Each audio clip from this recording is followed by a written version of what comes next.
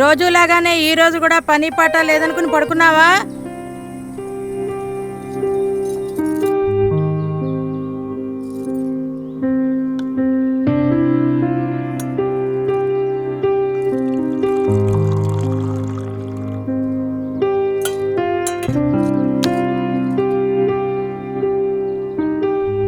ముడ్డి కిందకి 30 ఏళ్ళు వచ్చాయి.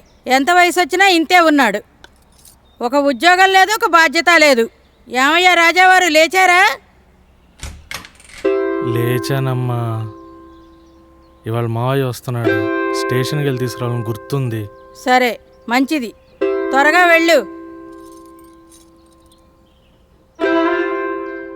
రేయ్, అక్కడ ఇక్కడ తిరిగి ఆలస్యం చేయకుండా కాస్త త్వరగా వెళ్ళు.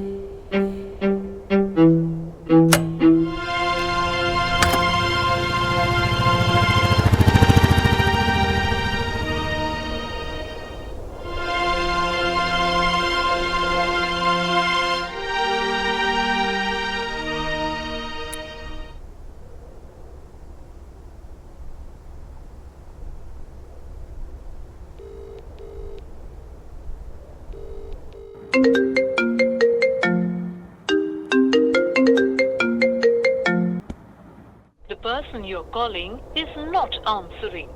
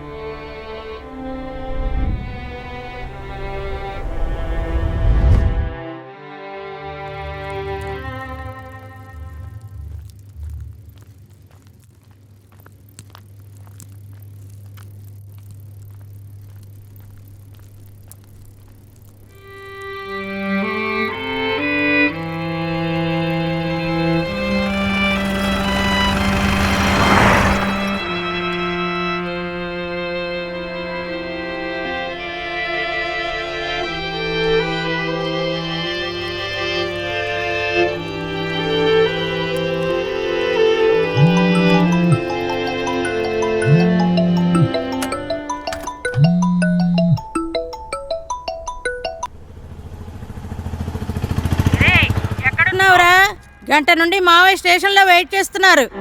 అమ్మా అమ్మా, అక్కడికి వెళ్తుంటేనే పెట్రోల్ అయిపోయిందమ్మా.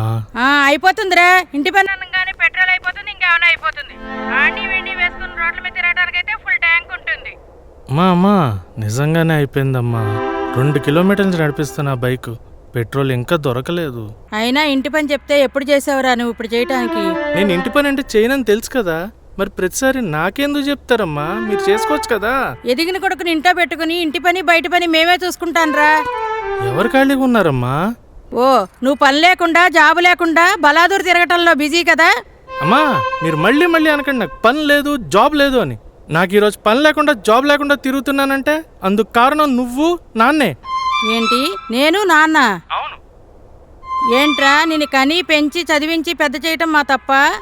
అమ్మా మీరు నన్ను కన్నారు, పెంచారు, చదివించారు, కానీ అన్నీ మీకు నచ్చినట్టుగానే. మీకు నచ్చిన స్కూలు, మీకు నచ్చిన కాలేజు, మీకు నచ్చిన కోర్సు, ఇది నీకు ఓకేనా అని ఎప్పుడూ అడగలేదు. మేము నిన్ను గొప్పగా పెంచాలనుకున్నాం, నువ్వు మంచి జాబు చేయాలనుకున్నాం. మీరు అలా గొప్పలకు పోయే స్థాయికి తగ్గ చదువు అని చూశారు అప్పుడు. కానీ శక్తికి మించిన బరువును మోస్తున్నానమ్మా ఇప్పుడు. స్థాయికి తగ్గ ఉద్యోగం కోసం ఇంటర్వ్యూలకు పోయి పోయి అలసిపోయి విసిగిపోతున్నానమ్మా. నువ్వు అనుకునేది నిజమే, నేను తిరుగుతున్నానని. కానీ ఫ్రెండ్స్తో కాదమ్మా, ఖాళీ అయిన జేబులతో, ఉద్యోగం దొరుకుతుందన్న ఆశతో.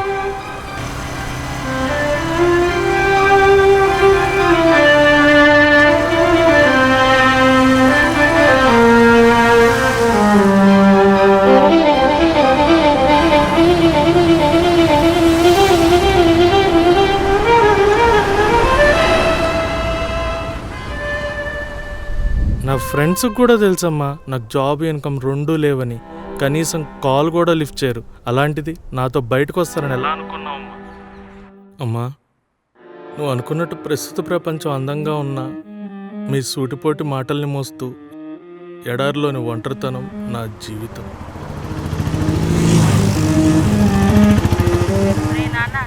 ఇంత బాధ నీలో మోస్తూ ఒక్కసారి కూడా నాకు చెప్పలేదు ఎందుకురా? ఇలా బాధపడతారనే చెప్పలేదమ్మా. సారీరా, తెలుసుకోలేకపోయాను.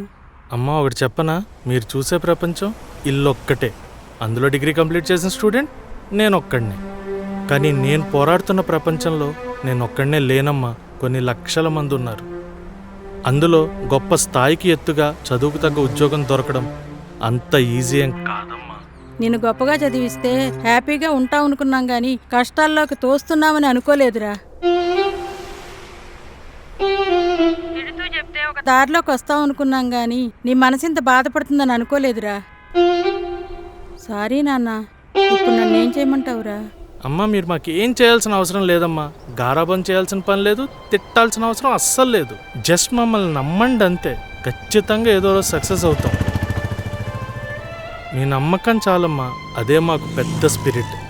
అలసిపోయి విసిగిపోతున్న మా జాబ్లెస్ జీవితాలకు.